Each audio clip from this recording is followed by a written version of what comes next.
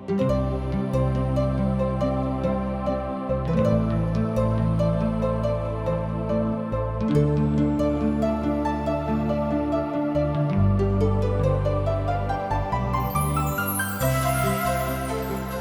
सब TWR India से प्रसारित कार्यक्रम जिंदगी के राह देखतनी।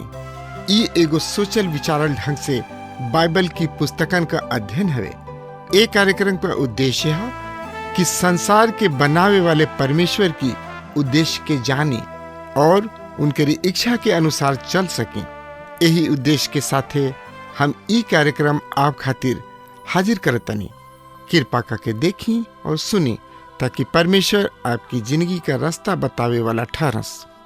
प्रिय श्रोता, आई अब हमनी के पवित्र शास्त्र बाइबल से देखल जाओ। तो हमरा संगे अपन पवित्र शास्त्र बाइबल निकाल लिहनी। हाँ, तो उनमें देखी यहोशू के किताब 19 अध्याय 9 पद में एह तरी से लिखल बा। सुनी, सिमोन सबके गोत्र के भाग यहूदा बासी सबके भाग में से दिहल गइल, काहे कि यहूदा बासी सबके भाग उनका खातिर बहुते बड़ रहे। ए तरी सिमोन सब आपन भाग यहूदा बासी सबके भाग के बीच प्राप्त कइले। प्रिय मित्र, जैसे कि हम 15वां अध्याय में देख ले रहे कि यहूदा के गोत्र के विशेष प्रतिष्ठा दिहल गइल, काहे कि ई याजकीय गोत्र रहे। ओ गोत्र में राष्ट्रीय के राजधानी धार्मिक और सांसारिक यानी कि राजनीतिक दोनों तरीके स्थापित हुई। राजधानी यरूशलेम बन जाई और हम देखब कि दाऊद ही एगो बाणे जेकर चुनाव ई कइले।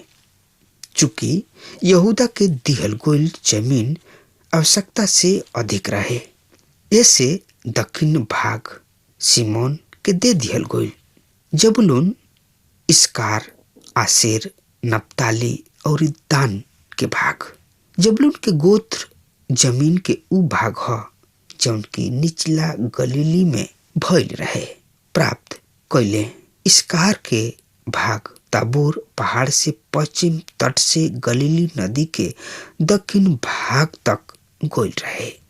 ई कार्मेल पहाड़ के उत्तर भाग से लेके सूर और सैदा के तटीय प्रदेश के भी शामिल कर लिहले।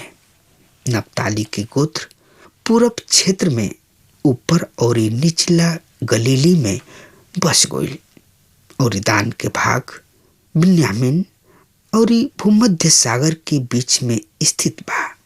बाद में नदी सब में से कुछ उत्तर के ओर चल गइले और नप्ताली के उत्तरी भाग के पास बस गइले। ई खंड दर्शावेला कि कतना अधिक विवरण परमेश्वर इस्राएली सबके जमीन के बारे में दिहले। जमीन और लोग साथे जाले। परमेश्वर न केवल ओहनी के कनान देश दिहले बल्कि उन निश्चित क्षेत्र भी निश्चित गोत्र के दिहले। ऊ हर एगो गोत्र के जमीन निश्चित भाग दिहले। परमेश्वर प्रत्येक व्यक्तिगत गोत्र और अधिकार के बारे में चिंतित रहन। आज एकरा में परमेश्वर के पास हमने खातिर रउआ खातिर एगो शिक्षा बा, एगो सीख बा। ई हमनी के बतावेला कि परमेश्वर हमनी के व्यक्तिगत जिंदगी के बारे में चिंतित बाड़े। प्रिय श्रोता, हमनी के निजी जिंदगी उनकर खातिर निजी नहीं खे। वो हमनी की किताब के ऐसन जाना ताणे। एक दिन थोड़ा परमेश्वर रहित पड़ोसी हमरा से कहले, हम हर कोनो से दूर रेगिस्तान में जाए चाहतानी जहाँ सिर्फ हम हो सकतानी, जहाँ सिर्फ हम ही रही। ई एगो साधारण इच्छा है। हमनी के एक खाली ना एक खाली लोग से दूर जाए के जरूरत पड़ेला, पर हम ओकरा के याद करतानी।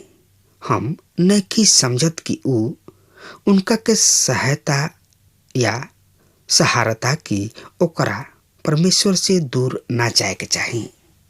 हम कहनी भाई तू उनका से दूर नहीं ख भाग सकत। ऊ अभी रेगिस्तान में तोहार इंतजार करत बाड़े। मित्र, यदि रउआ परमेश्वर के साथ संगति करे खातिर ए तरी लोग से दूर जाले तो ई बढ़िया बात बा। यहोशू एगो विशेष भाग पावताणे। प्रिय मित्र, और ज्यादा जानकारी खातिर हमरा संगे आपन पवित्र शास्त्र बाइबल निकाल ली।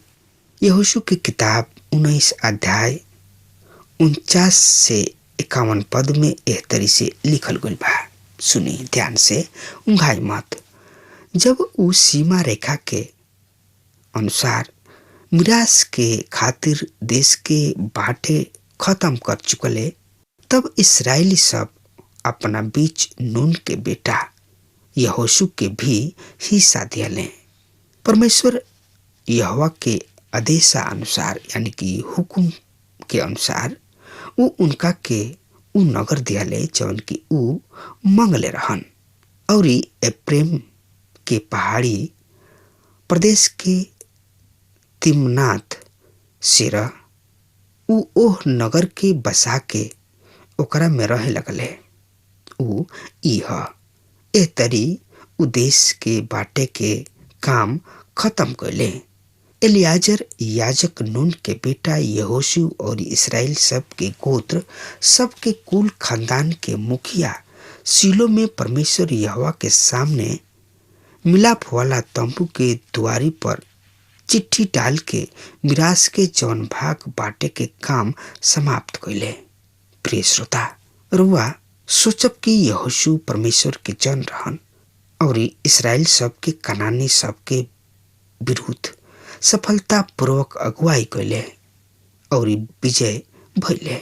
ऐसे इस्राएली उनका से कही है कि ऊ कोनो भी जगह जकरा में ऊ बसे चाहताणे ले जा सकताणे, पर ऐसन ना भइल। इस्राएली सब उनका के बसे खातिर मन पसंद जमीन ना दिहले लोग।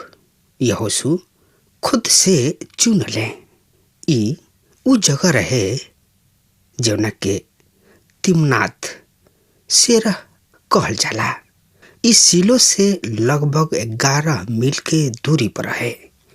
ई बंजर और खराब तथा कंकड़ीली जगह में से एगो रहे जेकरा के यहोशू चुन ले रहन। ई हमरा के अब्राहम और लूत के याद आवता, जैसन लूत और इब्राहिम में भइल रहे। ठीक यही तरी यहोशू के साथ हो रहल बा। जब वो मिस्र से वापस ना आइले, इब्राहिम लूत से कहले, तू कौनो भी भाग ले ला जवन तोहरा अच्छा लागे और तोहरा से बाची उ जमीन हमार होई। लूत सबसे बढ़िया उपजाऊ जमीन के ले लिहले और इब्राहिम के खराब जमीन मिलल। प्रिय श्रोता, ई घटना ए लोगन के चरित्र के दर्शावेला।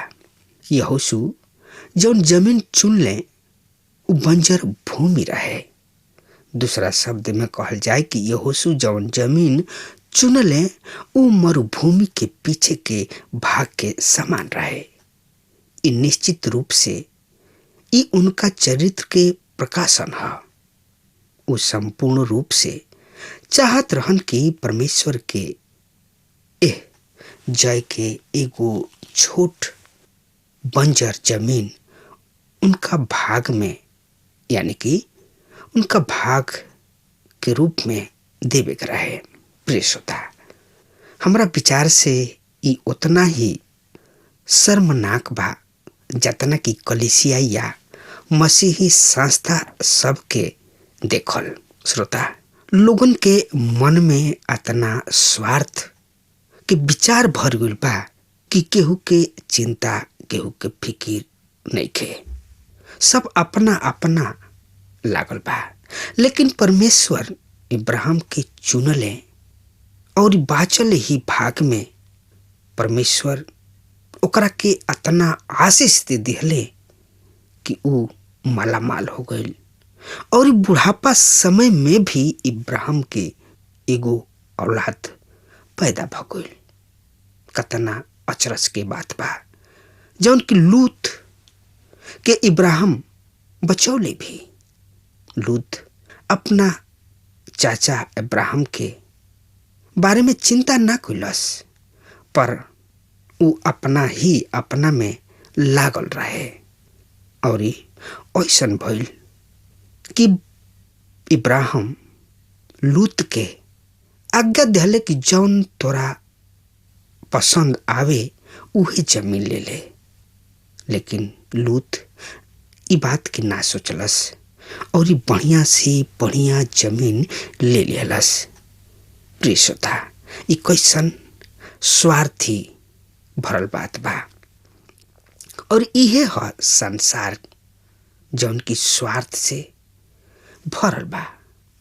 हाँ तो प्रिय श्रोता, आई एक नजर रहुआ हमरा संगे अपन ध्यान यहोशू के किताब 20 अध्याय के देखल जाओ।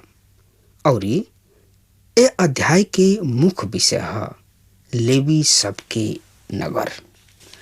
प्रिय श्रोता, तरुआ हमरा संगे अपन पवित्र शास्त्र बाइबल निकाल लिहनी। हाँ तो ओह में देखी यहोशू के किताब 20 अध्याय 1 पद से लेके 3 पद में एह तरी से बता रहल बा। सुनी ध्यान से। तब परमेश्वर यहोवा मूसा से कहले, इस्राएली सब से कह, हम मुख्य द्वार तोहरा से जवन शरण नगर कहले रही ओकरा के ठहरा ल, जोना से कि ऊ हत्यारा जवन की अनिच्छा पूर्वक और अनजाने में कोनो के हत्या कर डाले ऊ ओ नगर में भाग जाए और ऊ खून के बदला लेबे से बचे और तुहार शरण लेबे वाला जगह ठहरे। प्रिय श्रोता, यदि एगो आदमी दूसरा की हत्या करता तो ओकर 2 प्रकार हो सकता। या तो ए तरीके आदमी हत्यारा होई जौन की अनजाने में कोनो के हत्या हो जाता, या फिर योजना बना के हत्या करता। इसराइल में हत्या करे के वाला के पत्रवाह क के मार देहल जात रहे। प्रिय श्रोता, कोनो आदमी दूसरा के अनजान में मार डालता बिना कोनो पूर्व योजना के, तो ओकरा के सुरक्षा दिहल जात रहे। पवित्र शास्त्र बाइबल में एगो उदाहरण दिहल गइल बा कि 2 गो आदमी जंगल में लकड़ी काटत रहले। टांगी के बेट ओकरा में से उखड़ के ओकरा में से एगो के लाग गइल और जेकरा ऊ लागल ऊ मुँह गइल। ओकर भाई कहता, हम जानतानी ओ आदमी किने जौना हमारा भाई के मरले बा, हम ओकरा के मारे जा रहल बानी। ओ आदमी के मौका नइखे मिल सकत जब तक कि उहाँ लेवी सब के स्थान ना होई। ऊ आदमी जौन मौत के जिम्मेवार बा ओकरा के लेवी सब के नगर में से एगो में भाग जाए के मौका देवे के चाही। प्रिय श्रोता, अगर केहू के अनजाने में हत्या हो जाता तो प्रभु ओकरा खातिर जगह बनवले बाणे लुकाए खातिर। ओ नगर में जाके लुका सकता और ही न्याय तक वहाँ रह सकता। प्रिय श्रोता, आई फिर पवित्र शास्त्र से देखल जाओ। यहोशू की किताब 20 अध्याय के 4 से 6 पद एक तरी से बखान कर रहल बा। ऊ आदमी हमनी में से एगो कौनो नगर के भाग जाए और नगर के प्रवेश द्वार पर खड़ा ओ नगर के सामने अपना मामला कह सुनाए। तब ऊ ओकरा नगर में अपना बीच निवास करे खातिर स्थान दे, जौना से कि ऊ उनका बीच रहे। यदि खून के बदला लेबे वाला ओकर पीछा करे त ऊ हत्यारा के ओकरा के हाथ में मती सौंपे, काहे कि ऊ अपना पड़ोसी के अनजान में और बिना दुश्मनी के मरले और ओ से पहले से घृणा ना कइले, जब तक ऊ मंडली के सामने न्याय करे खातिर खड़ा ना हो जाए। और जब तक ओ दिन सब के खड़ा ना हो जाए और जब तक ओ दिन के महायाजक मर ना जाए, जब तक ऊ ओही नगर में रहे। एकरा बाद हत्यारा अपना ओह नगर और अपना घर के लौट जाए और ओह नगर के जौना से ऊ भाग कर आयल रहल। प्रिय श्रोता, लेवी सब के नगर रोवा खातिर और हमरा खातिर महान आत्मिक शिक्षा देला। प्रभु यीशु मसीह मारल गोइल आदमी रहन और प्रभु यीशु मसीह न केवल मारल गोइल आदमी रहन, बल्कि ऊ आज हमार लेवी नगर शरण स्थान हवे। प्रिय श्रोता, इब्रानी के लेखक हमरा शरण स्थान या लेवी नगर के रूप में यीशु के बारे में कहताणे। हम जौन शरण पावे खातिर दौड़ रहल बानी कि ऊ ओह आशा के प्राप्त करे जौन सामने राखल गइल बा। प्रिय श्रोता, संत पौलुस बड़ा साफ साफ शब्द में कह रहल बने, सुनी ध्यान से कह रहल बने, हम वही दौर में दौड़त जाइना या दौड़तानी कि हम ओह मुकुट के प्राप्त करी जौन परमेश्वर हमारा और रउआ खातिर रख ले बने। उ जानता नहीं कहाँ बा, इस संसार में वो मुकुट नहीं खे। वो मुकुट प्रभु यीशु मसीह के स्वर्गीय स्थान में राखल गइल बा, जे उनका से लेपटाइल रही और जे उनका से बंधाइल रही, जे उनका आज्ञा के पालन करत अपन जिंदगी के बिताई, ऊ ओह मुकुट के पक्का जानी पाई। अगर उनका से लिपटाइल ना रही, उनका आज्ञा के पालन ना करी, ऊ कबहू ओ ताज मुकुट रूपी ओ सिंहासन के कबहू प्राप्त ना करे पाई। ऐसे रउआ में बनल रही और रउआ उनका में बनल रही, ताकि हमनी के बहुते लोगन के बता सकी जा कि प्रभु ही उद्धार करता हमें, उनका बगैर उद्धार कबहू नहीं खे। ऐसे वो मुकुट के अगर रुआ पावे के बा तो सच्चा मन से, सच्चा विचार से वो मुकुट के प्राप्त कर सकता नहीं।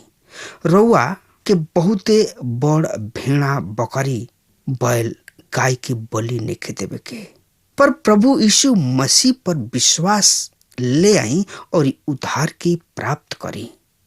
और उद्धार प्राप्त कइला के ही मतलब बा कि रउआ ओह मुकुट के पा सकतानी। एकरे बारे में पौलुस बड़ा साफ साफ शब्द में कह रहल बाड़े, अगर ओह मुकुट के पावे के बा तब प्रभु में लिपटाइल रही और उनके कहला के अनुसार चली। अब हमार समय खत्म हो रहा बा, तब तक खातिर रउआ हमरा के आज्ञा दी। परमेश्वर रउआ के बहुते बहुते आशीष देस। आमीन। हमके विश्वास बा कि ई कार्यक्रम आप सब खातिर फायदेमंद सिद्ध भइल हुई। हम चाहतनी कि आप सब आपन आपन आशीष हमरों से बांटी। अगर आप सबके लगे बाइबल से चाहे आपकी निजी जिंदगी से क्यों सवाल होके चाहे क्यों समस्या खातिर प्रार्थना करावे चाहतनी तो हमारी फोन नंबर पर जरूर संपर्क करें। परमेश्वर आप सबके बहुत आशीष प्रदान करें और आज का दिन आप खातिर सुखद बनावे।